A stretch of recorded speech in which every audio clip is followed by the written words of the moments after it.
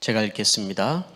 여섯째 천사가 그 대접을 큰 강 유브라데스에 쏟으니 강물이 말라버려서 해돋는 곳에서 오는 왕들의 길이 마련되었습니다.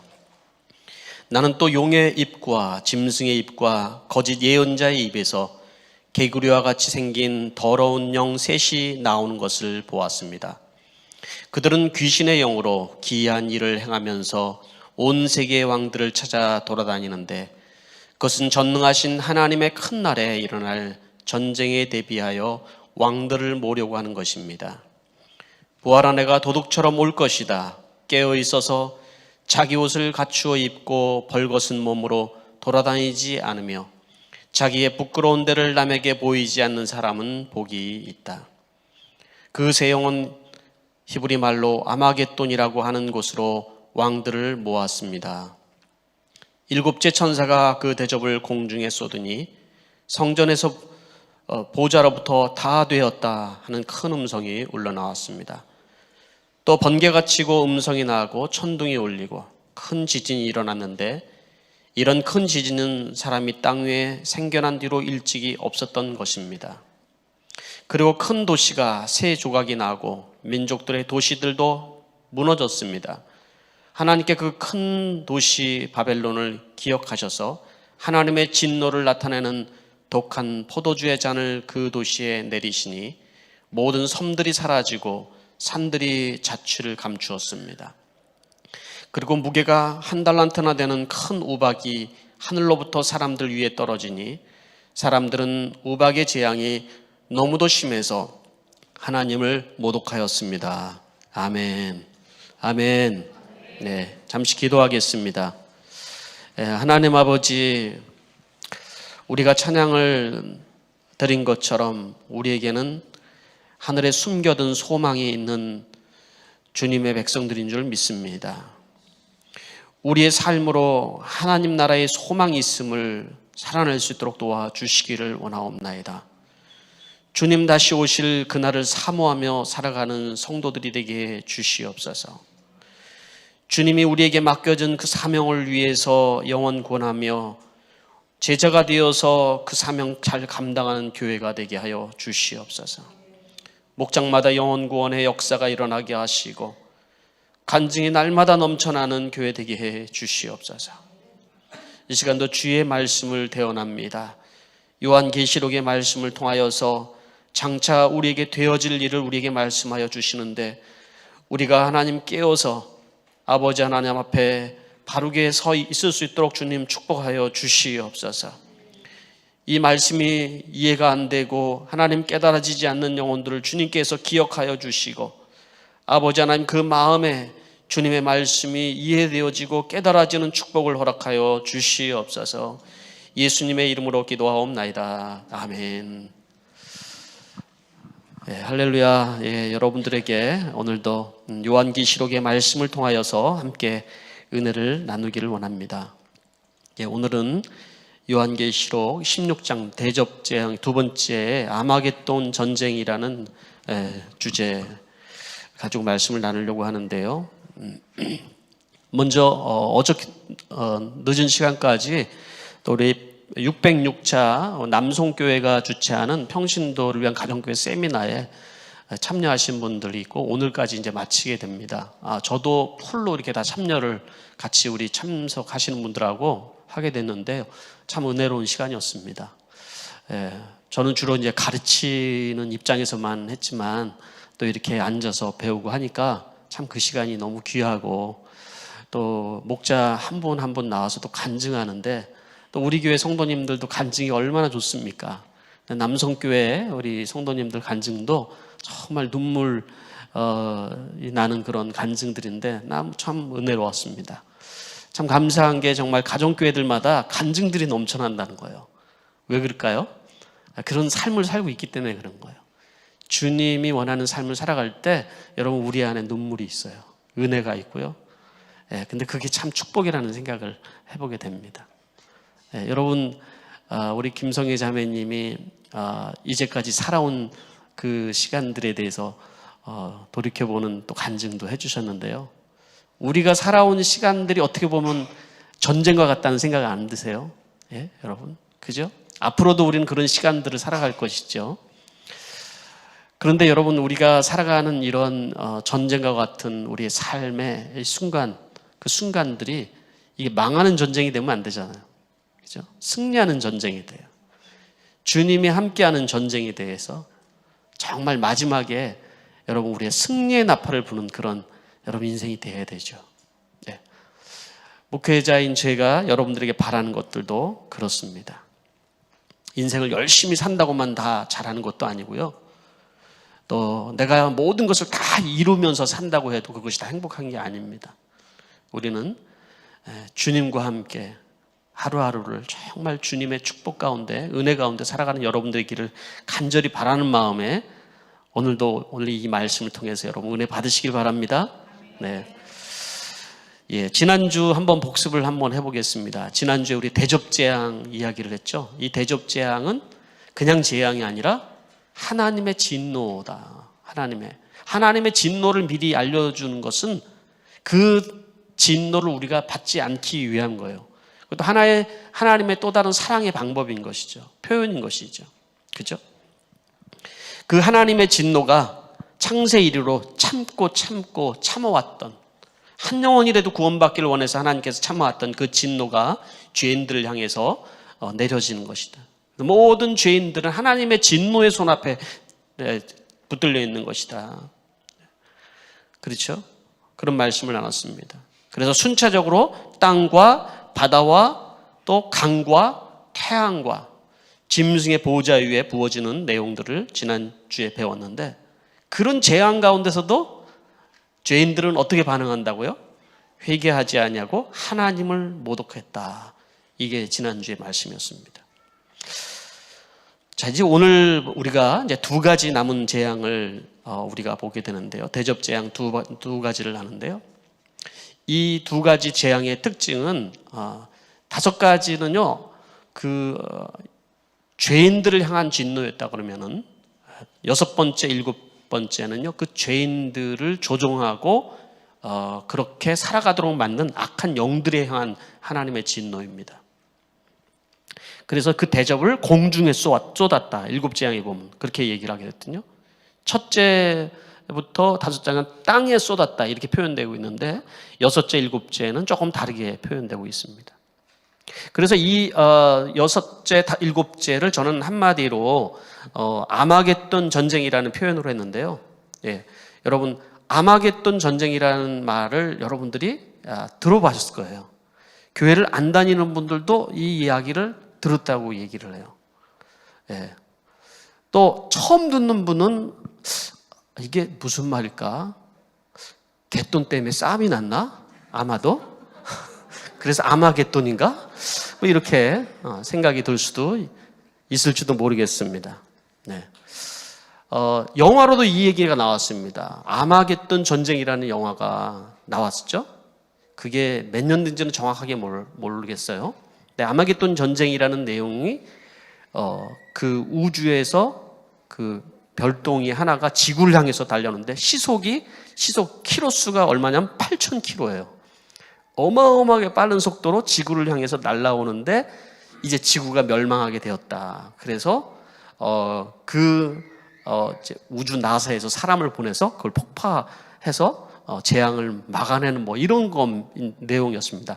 근데 그 내용하고는 성경에서 얘기하는 거는 틀린 거예요. 예, 아마겟돈 전쟁의 얘기야 그거하고는 완전히 달라요.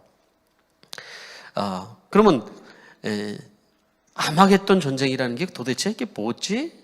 성경에 있는 내용이니까 우리가 알아야 되잖아요. 문자적으로 여러분 우리가 사람들은 이 요한계시록에 있는 아마겟돈을 해석을 하기를, 이게 마지막에 이제 일어나는 전쟁인데, 주님 오시기 전에 일어날 전쟁인데, 바로 이스라엘을 향해서 이스라엘을 향해서 중동에 있는 나라들과 함께 전쟁이 큰 3차 대전이 일어나는 거다. 이렇게 이제 문자적으로 해석을 하시는 분들도 많이 계십니다. 또 이것을 문자적으로 해석하지 않고 영적인 것으로 해석을 합니다. 영적인 이스라엘인 바로 우리 그리스도인들 향한 바로 그런 마지막에 일어날 그런 어마어마한 큰 전쟁을 얘기하는 것이다. 뭐 이런 얘기도 합니다. 이 전쟁이 여러분 실제적으로 일어날 전쟁이든 아니면 영적인 전쟁이든지 간에 그 전쟁의 배후가 무엇인지를 오늘 밝히고 있거든요. 예. 그 전쟁의 배후는 바로 악한 영들이다. 사단의 세계에서 일어나는 일이다. 그런데 이 전쟁을 사실은 준비하는 이는 누구냐면 하나님이라는 거예요. 하나님이 아마겟돈의 이 재앙 가운데 이 전쟁을 허락하셨다는 거예요. 왜 하나님은 이러한 전쟁을 일으키실까요? 이걸 하실까요? 이걸 하나님의 진노의 심판의 방법으로 주셨다고 얘기를 하는 거예요. 자, 그러면 여러분 이런 궁금증을 가지고 성경을 보면 참 재미가 있어요. 자, 그래서 오늘 이 전쟁, 하나님께서 이 아마겟돈 전쟁을 어떻게 준비하시는지 한번 우리가 성경을 한번 먼저 보도록 하겠습니다. 전쟁 중 12절에 있는 말씀이죠. 여섯째 천사가 그 대접을 큰 강 유브라데스에 쏟으니 강물이 말라버려서 해돋는 곳에서 오는 왕들의 길이 마련되었습니다. 그렇게 얘기를 하고 있습니다. 그러니까 여섯째 천사가 대접을 쏘았는데 어떤 일이 일어났다고요? 유브라데스 강은 고대에 많은 나라들이 경계를 이루고 있기 때문에 그 주변에 있는 나라가 유브라데스 강을 주변으로 많은 전쟁들이 있었죠. 그죠? 이 유브라데스 강이 말라버렸다라는 거예요. 그래서 하나님이 여러 왕들이 오는 길을 열어주셨다. 그런 얘기를 하거든요. 어떻게 보면 이게 무슨 진노일까? 강물이 말랐다라는 게 무슨 진노일까 하는 생각이 여러분 들 수 있어요. 근데 요거를 지금 우리가 이해하기 전에 하나님께서 이 유브라데스 강을 열었다라는 것 이해하기 전에 이 진노가 악한 영들을 향한 것이거든요. 자, 그래서 여러분 그 나라의 특징을 우리가 이해할 필요가 있어요. 왜 열었는지를 알려면. 그 나라의 특징은 여러분 사단의 나라의 특징이 뭐예요? 우리 생각에는 사단의 나라가 아주 그 질서가 아주 있고 또 사단이 잘 통제하고 그런 것으로 우리가 생각할 때가 있어요.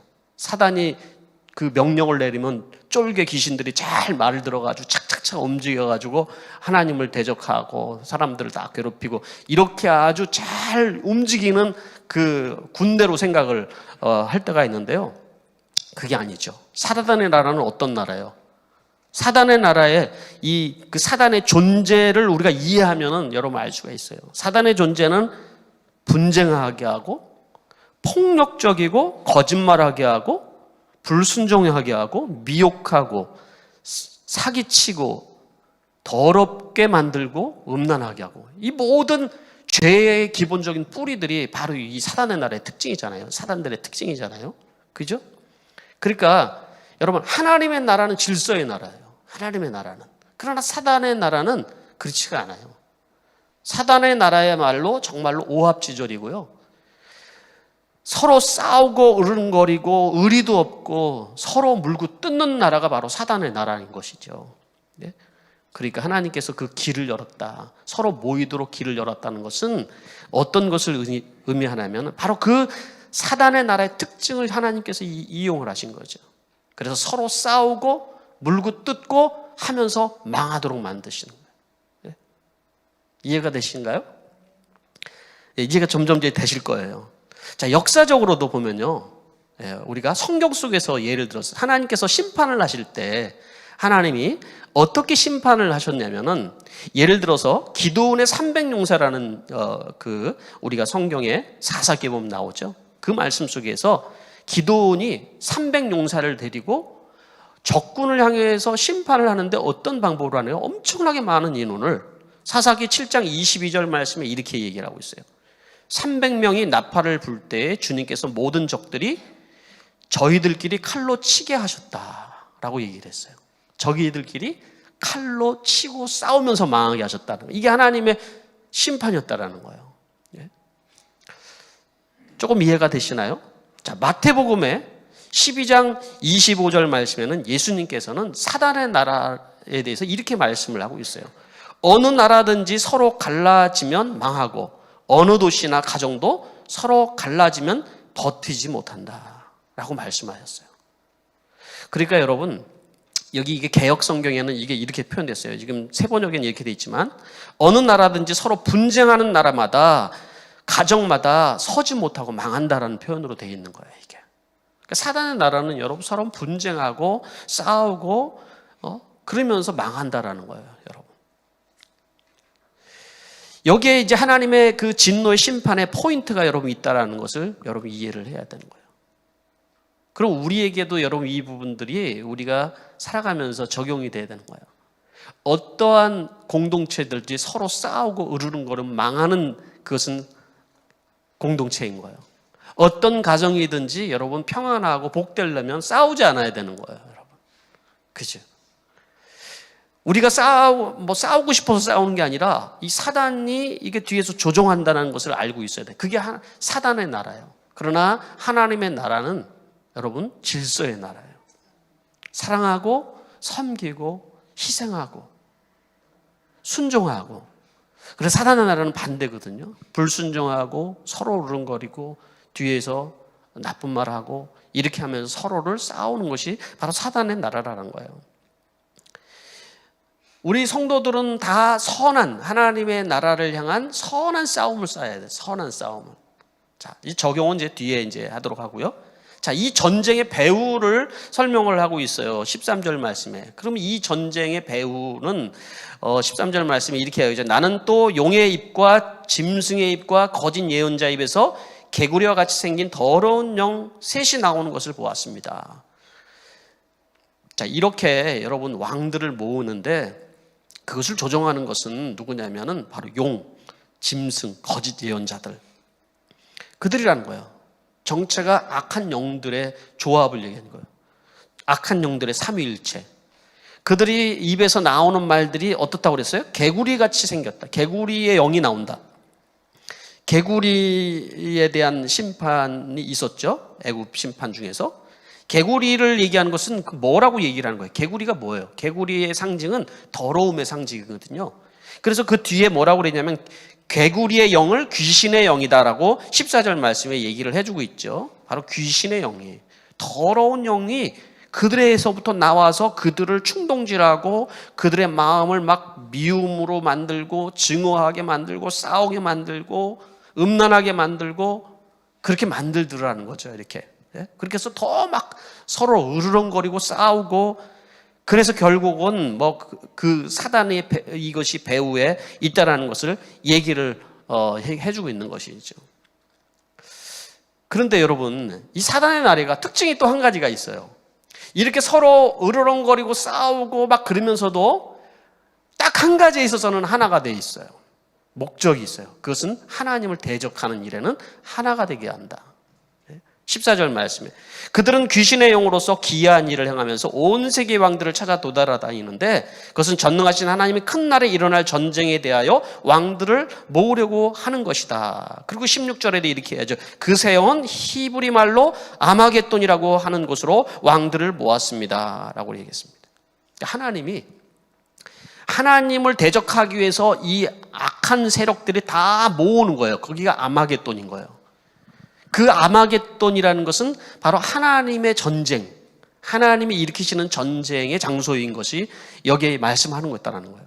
그러니까 아마겟돈이라는 것이 그러면 뭘까요? 아마겟돈? 갯돈 얘기는 아니라고 그랬죠, 제가. 네? 아마겟돈이라는 말이 이게 이제 히브리 말로는 묻기도 산이라는 거예요. 막게돈이라는 묻기도 산이라는 뜻의 그 말이거든요. 그러니까 성경에서 계속해서 이 전쟁이 일어나잖아요. 그리고 고대의 전쟁이 일어났던 곳이 바로 이 묻기도 평야거든요. 이 묻기도 평야에서 바라보는 산이 어떤 산이냐면 갈멜산인 거예요. 갈멜산.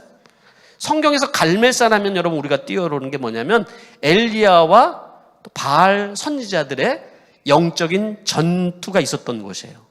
누가 진짜 하나님이다. 진짜 하나님이냐. 이스라엘 백성들이 다 바알을 쫓아요. 바알은 풍요의 신이죠. 우리에게 먹을 거 주고 우리에게 잘 살게 해주는 것은 바로 바알 신이다. 바알을 다 따랐는데 엘리야는 전능하신 하나님을 그들에게 예배해야 된다 얘기를 하죠. 그리고 거기 전쟁이 말하자면은 이제 영적인 전쟁이 일어나는 거죠. 그랬을 때 하나님께서는 바알 선지자들이 자기들끼리 서로 막 죽이면서 칼로 찌르면서 막 광란의 시간을 보내죠, 거기서. 그런데 또 아무 일이 일어나지 않아요. 그리고 엘리야가 기도할 때 하늘에서 불이 내린, 그 성경에 기록되어 있는 거죠. 하늘에서 불이 내려서 그 제단을 다 살라버리는. 그러니까 이 아마겟돈이라는 그 의미가 하나님께서 악한 영들을 모아놓고 하나님의 그 진노의 심판을 나타내는 장소다, 이렇게 말씀을 여러분 이해하면 우리가 될 것 같아요. 이 요한계시록을 배우지 않으면 이게 이해할 수가 없어요. 그죠, 이거를? 자, 그러면 이 전쟁에 대한 그 결과는 뒤에도 계속 나오지만은 요한계시록 19장 11절에서 12절 말씀에 보면은 자세하게 이 영적인 전투에 대한 결과를 설명을 해주고 있습니다. 요한계시록 19장 11절부터 20절인데 다는 못 읽으니까 제가 부분적으로 설명하면서 읽어드릴게요. 11절 말씀에 나는 또 하늘이 열려있는 것을 보았습니다. 거기에 흰 말이 있었는데 신실하신 분, 참되신 분이라는 이름을 가지신 분이 그 위에 타고 계셨습니다. 그는 의로 심판하시고 싸우시는 분입니다. 그분은 바로 예수 그리스도시죠. 그분은 의로 심판하고 싸우시는 분이라는 거예요. 그분도 싸우시는 분이라는 거예요. 13절 말씀은요, 그리고 하늘의 군대가 희고 깨끗한 모시옷을 입고 흰 말을 타고 그를 따르고 있었다는 거예요. 그를 따르는 성도들, 많은 영적인 군대들, 하늘의 천사들이 따르고 있었다는 거죠. 19절 말씀에 또 나는 짐승과 세상의 왕들과 그 군대들이 흰 말을 타신 분과 그 군대에 대항해서 싸우려고 모여있는 것을 보았습니다. 이 장면이 바로 이 아마겟돈이라고 여러분이 이해를 하면 좀 더 쉬울 것 같아요. 그리고 20절 말씀을 제가 읽겠습니다. 그러나 그 짐승은 붙잡혔고 또 그 앞에서 기이한 일들 행하던 그 거짓 선지자도 그와 함께 붙잡혔습니다. 그는 짐승의 표를 받은 자들과 그 짐승 우상에게 절하는 자들을 이런 기이한 일로 미혹시킨 자들입니다. 그들은 산채로 유황이 타오르는 불바다로 던져졌습니다. 이렇게 말씀을 하고 있어요. 이제 우리가 뒤에 또 말씀을 배울 말씀이기도 합니다. 아마겟돈 전쟁은 그러니까 어떤 전쟁이에요? 하나님이 일으키는 모략의 전쟁인데 망하는 전쟁이에요. 악한 세력들이 망하는 전쟁이에요. 다 모아놓고 하나님께서 한 방에 타격을 가하시는 전쟁인 거예요. 자기들끼리 싸우고 망하는 전쟁이고 하나님이 모아놓고 망하게 하는 전쟁인 거예요. 아무리 이 세상에 여러분 악한 영들이 성도들과 교회를 향해서 공격하고 할지라도 음부의 권세가 결코 이기지 못한다고 말씀하고 있어요. 이건 싸움이 되는 게 아닌 거예요, 여러분. 악한 영들의 세력과 여러분 하나님과 싸우는 게 아니고 하나님의 모략으로 모아놓고 그 싸움처럼 보이지만 그들을 진노하시고 망하게 하시는 일이라는 거예요, 이게. 7번째 대접이 쏟아졌어요. 7번째 대접. 그 다음에 17절 말씀에 이렇게 이야기죠. 7번째 천사가 그 대접을 어디다 쏟았다고 그랬어요? 공중에 쏟았는데 성전에서로부터 음성이 나오기를 다 됐다. 다 됐다. 저는 이 말씀 속에서 참 은혜가 있어요. 다 됐다. 이것은 이런 그 진노와 재앙 가운데서도 하나님이 우리에게 주시는 메시지거든요. 위로의 메시지인 거예요. 다 됐다. 우리는 이 땅에서 뭐를 살아가는 거예요? 선한 싸움을 싸우면 살아가잖아요. 그죠? 그 가운데 하나님이 그 승리의 꼬린 지점 앞에 다 됐다. 조금만 참고. 그런 말씀을 우리에게 해주고 있는 말씀이죠. 이 대접 7번째 천사가 대접을 공중에 쏟으니까 그 짐승을 따랐던 이 세상 나라가 어떻게 되는지를 얘기를 해주고 있는데요. 18절 말씀 보니까 지진이 일어나는데 이제까지 이런 지진이 없었다라는 거예요. 뭐 일본 지진도 대단히 엄청나고 뭐 세상에 지진이 났을 때 쓰나미가 나와서 사람이 몇십만 명씩 죽고 야 정말 놀랍다 이렇게 얘기하지만 역사 이르로 이런 지진을 본 적이 없다라고 얘기를 하는 거예요. 19절 말씀에도 민족의 도시들이 다 무너져 내리는 것을 얘기를 하는데 그 다음 이제 17장에서 구체적으로 이것을 또 설명을 해주고 있어요. 성경은.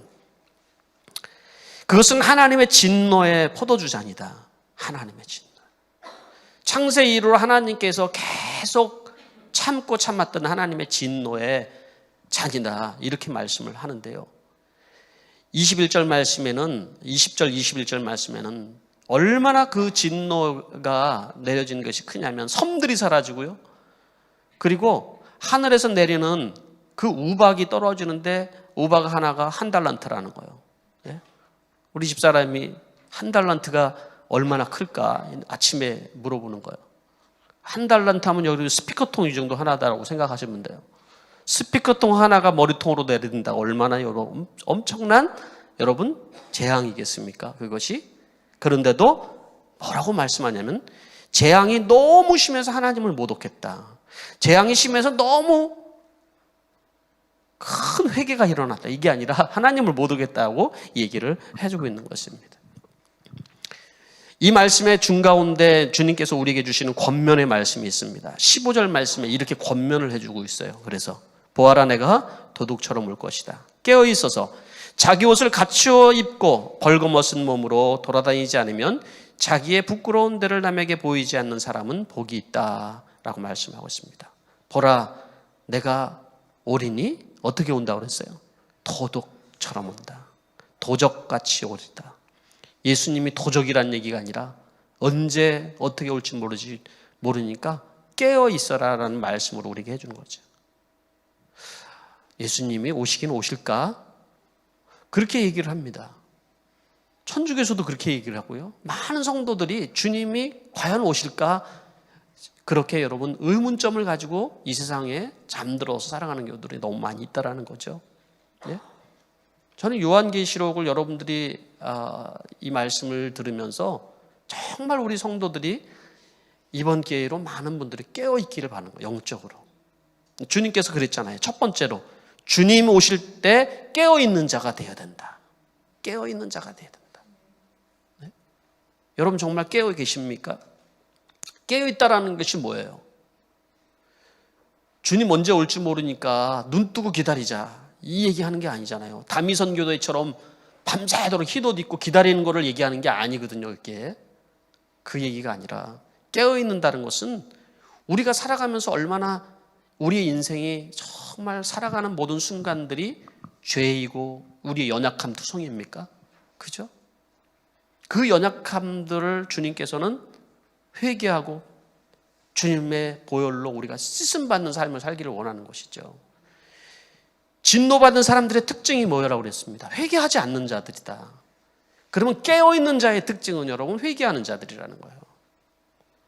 이 시대 교회에서 여러분 회개하십시오라는 말을 얼마나 듣기 싫어하는지를 여러분 아십니까? 다 잠재워 놓는 거죠. 여러분 우리는 깨어있는 자가 돼요. 작은 죄라도 여러분 하나님 앞에 예민하게 반응하면서 깨어있는 자가 되어야 된다. 이 말씀을 우리에게 해주고 있는 거예요. 두 번째 뭐라고 그랬었어요? 자기 옷을 갖추어 입고 벌거벗고 다니지 말아야 된다. 말씀을 하고 있거든요. 부끄러운 인생이 되지 말라고 말씀하시는 것이죠. 내가 죄를 짓고 내가 그런 사단에게 농락당해서 살아가는데도 불구하고 자기 자신을 모를 때가 있어요. 우리는. 그게 우리의 연약함이에요. 사실은. 예수를 잘 믿는 사람이나 목사나 누구나 예외가 없어요. 여러분. 죄에 넘어지는 것이. 그런데 자기 자신을 깨닫지 못하고 회개하지 않는 것이 부끄러운 삶을 살아가는 거거든요. 사람들이 모른다고 생각하는데 사실은 벌거벗고 다니는 거라는 거예요. 그게 하나님 보시는 체면 차리고 내 인생의 어떤 비밀이나 이런 것이 다른 사람들에게 알려지는 것이 너무 겁나고 이렇게 살아가는 것이 뭐예요? 나를 자꾸 숨기긴 하지만 그러나 하나님 앞에 하나님 보시기에는 벌거벗고 다니는 것이다. 영적인 눈으로 봤을 때는 벌거벗고 다니는 거예요. 그게. 그래서 그렇게 벌거벗고 다니지 말아라. 옷을 갖추어 입고 살아라. 그 옷은 무슨 옷을 얘기하는 거예요? 예수 그리스도로 여러분 옷 입는 거예요. 우리는. 예수님이 입혀주신 예수 그리스도 보혈로 입혀주신 의로운 옷을 입고 여러분 구원받은 하나님의 백성으로 명예롭게 우리가 살아가는 거예요. 여러분 하루하루. 그렇죠? 그거 우리에게 말씀해 주고 있는 겁니다. 세 번째는 여러분 이 말씀 속에서 우리에게 주는 것은 선한 믿음의 싸움을 우리가 계속 싸워야 된다는 거예요. 이 악한 전쟁에서 여러분 이 살아가는 것이 우리에게 전쟁 같은 삶들인데 우리의 삶의 전쟁이 망하는 전쟁입니까 여러분? 승리하는 전쟁입니까? 우리의 삶의 전쟁이 여러분 늘 많은 전쟁을 하며 살아가면 안 되죠. 예? 하나님의 진노의 방법이 여러분 그들에게 잘 되게 하는 것, 이런 것을 막는 게 아니라는 거죠. 어떤 경우들은 여러분 정말 잘 되기 때문에 도리어 싸우게 되는 일이 많이 있잖아요. 그런 경우들을 하나씩 나열하면 우리의 삶 속에 너무나도 많이 있죠. 그런 돈에 대한 문제, 또 재산에 대한 문제, 또 나의 이익에 대한 문제. 그래서 나의 이익이나 또 누구를 향한 미움이나 증오나 용서하지 못한 이런 싸움은 다 망하는 싸움들이라는 거예요. 이런 싸움들을 당장 멈춰야 된다라고 말씀하지. 이런 망하는 싸움을 우리가 싸우는 것이 아니라 우리의 성도들은 어떻게 싸워야 되냐면 선한 믿음의 싸움을 싸워야 된다. 이렇게 말씀해요. 선한 믿음의 싸움. 선한 믿음의 싸움이 뭐예요? 제가 이게 몸이 이제 여러분들이 연세가 이제 드시면서 몸이 약하잖아요. 제가 느낀 거는 뭐냐면 제가 언제 어느 순간에 막 짜증이 이렇게 나거나 말이 거칠어지거나 주로 누구한테 그래요? 가까이 있는 사람이 그러잖아요. 가까이 있는 사람이 누구예요? 아내나 남편에게. 그럼 그날은 완전히 이제 끝장나는 거잖아요. 근데 몸이 이 짜증이 어디서 나냐면 이 몸에서 난다는 생각을 했어요. 몸이 피곤하고 그러니까 나는 거예요. 그래서 그냥 가만히 있으면 그 감정대로 그냥 하루를 보내면 우리는 정말 망하는 싸움을 하게 되더라고요. 하루가. 그런데 우리는 그렇게 살 수 없잖아요. 우리는 믿음의 선한 싸움을 싸워야 되는데, 그래서 감사도 하는 거예요. 우리가 감사도 믿음의 선한 싸움을 하는 거예요. 감사, 오감사를 하는 거예요. 목사님 다 알아요 그거. 네. 제가 다 알고 있어요. 여러분 연세 드신 분들이 못한다는 걸, 쓰는 거 못한다는 거 흉내라도 내시기 바랍니다. 노트에다가 여러분 얘기 안 해도 다 아는 게 아니라 여러분 순종이 중요해요. 네. 그래서 여러분 우리가 믿음의 싸움을 같이 싸우는 거거든요. 자, 디모데후서 4장 7절 말씀 보세요. 나는 선한 싸움을 싸우고 달려갈 길을 마치고 믿음을 지켰다. 이 선한 싸움으로 믿음을 지킨다라는 거예요. 또 디모데후서 6장 12절 믿음의 선한 싸움을 싸우십시오. 영생을 얻으십시오. 하나님께서 영생을 얻게 하시려고 그대를 부르셨고 또 그대는 많은 증인들 앞에서 훌륭하게 신앙을 고백하였습니다. 자, 훌륭한 우리의 믿음의 여러분 고백이, 우리는 믿음의 선한 싸움을 싸우면서 살아가야 된다는 거예요. 이 세상에 살아가는 사람들은 여러분 그런 망하는 싸움을 하지만 우리는 믿음의 싸움을 싸야 된다는 거예요. 그것이 여러분 혈과 육에 대한 것이 아니라 이 영적인 세상이 영적으로 뒤에서 조종하고 있는 악한 영들이 우리를 조종하고 있다는 사실도 우리가 깨 있어야 된다는 것입니다.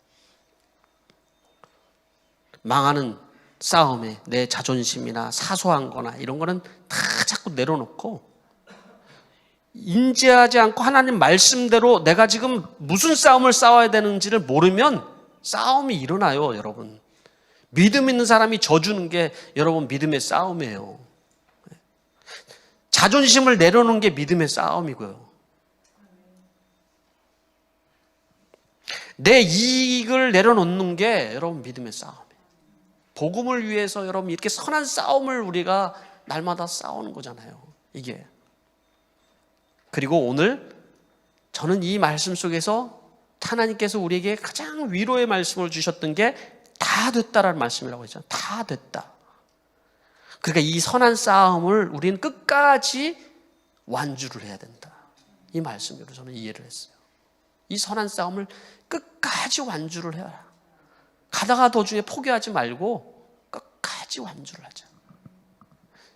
달리기 하는 게 얼마나 힘들어요, 여러분. 우리 이 믿음의 경주를 하는 게 얼마나 힘들어요. 사도 바울도 고백을 했거든요. 그것이 얼마나 힘든지를 얘기를 했거든요. 이번에 평세를 제가 참여하면서 김명구 목사님이 왜 가정교회를 하게 됐는지를 본인이 오래전에 가정교회를 했는데, 이분이 미국 유학까지 가고 한국에서 굉장히 유명한 교회 부교육자로 정말 앞길이 창창한 분인데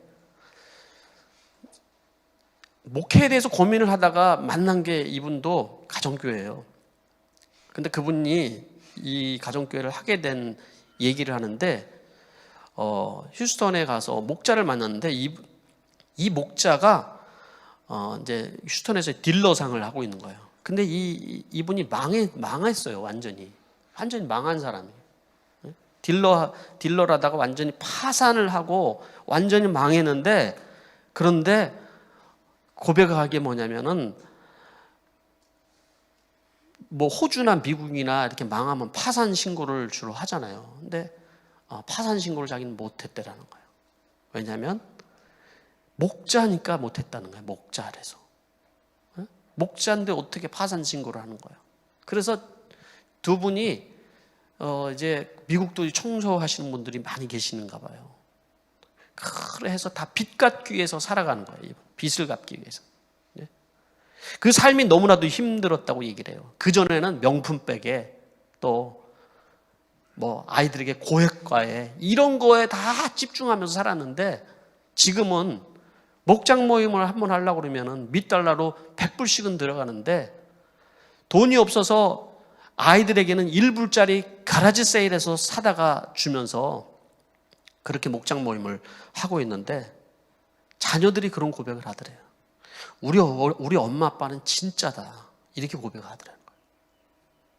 그전에는 명품백에 고액과에 할 때는 공부를 안 하던 애들이 부모가 그렇게 살아가는 걸 보고 아이들에게 얘기하니까 이 아이들이 그렇게 열심히 공부를 하더래요.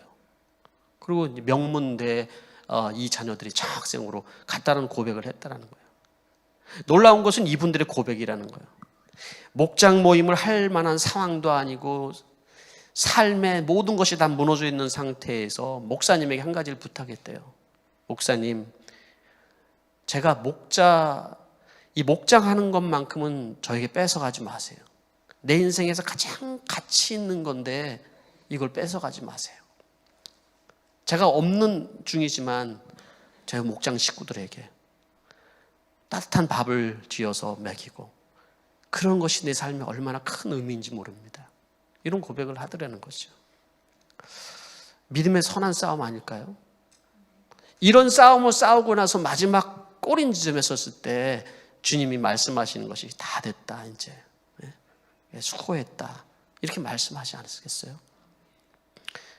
우리의 싸움이 망하는 싸움이 아니라 여러분 그런 선한 믿음의 싸움으로 주님 앞에 여러분 설 수 있는 여러분 되시기를 부탁을 드립니다.